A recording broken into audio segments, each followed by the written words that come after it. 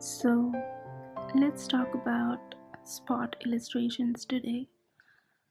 Spot illustrations are the smaller illustrations that you see in magazines, right next to an article.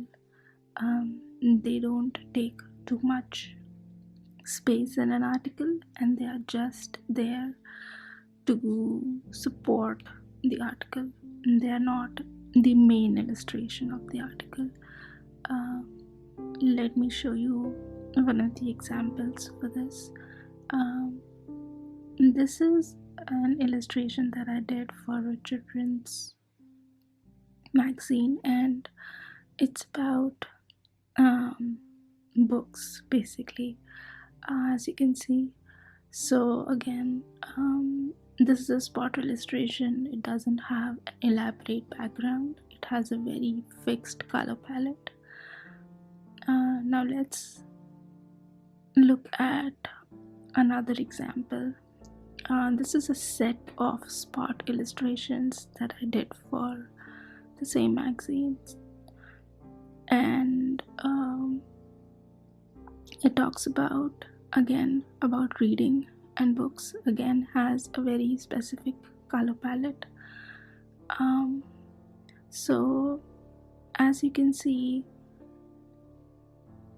spot illustrations, depending on your client, you might have a specific color palette, but then one thing that will always remain is that spot illustrations are extremely simple in nature and they're quick.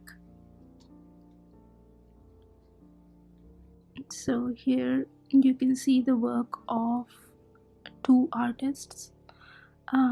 This one is the first one. On the left is the artwork by Brad Cusin. I hope I'm pronouncing the name right. So as you can see, all these spot illustrations are super simple. They don't have such extremely elaborate backgrounds, but they are still little detailed. And then on the right side you can see the illustration by Morgan Fadinelli, and you can clearly see that this is such a simple illustration with a very fixed color palette, and that's what we are going to attempt today. And let's draw. So I made this illustration a few days ago. It's about baking. Again, as I mentioned earlier, this is quite a simplistic illustration because it's a spot illustration. I'm going to show you the color palette for this now. I have made a very restricted color palette. If you can see,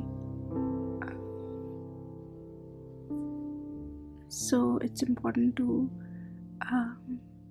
also plan out your artwork in advance, so that you are not confused and you don't waste a lot of time, because editorial work is usually has really small timelines.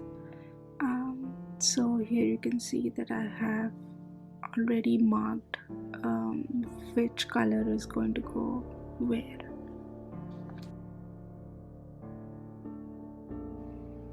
So as you can see, I am now starting with the first color.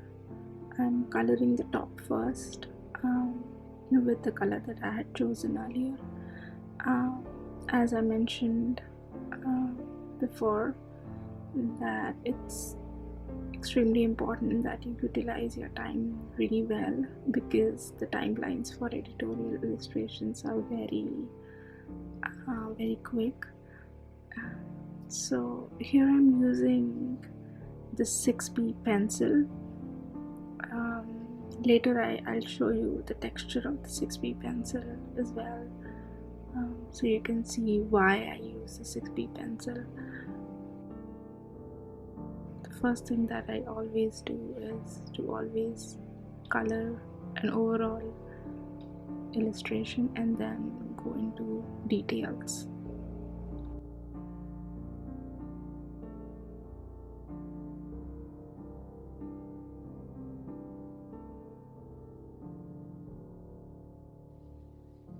So let's move on to the next layer. The next thing that I'm going to draw is the pants. As you can see that I've tried multiple color combinations because before I fixed on doing this pink for the pants. It's, as I said earlier, because the timelines for editorial are so short, it's always important to plan your colors earlier, much in advance.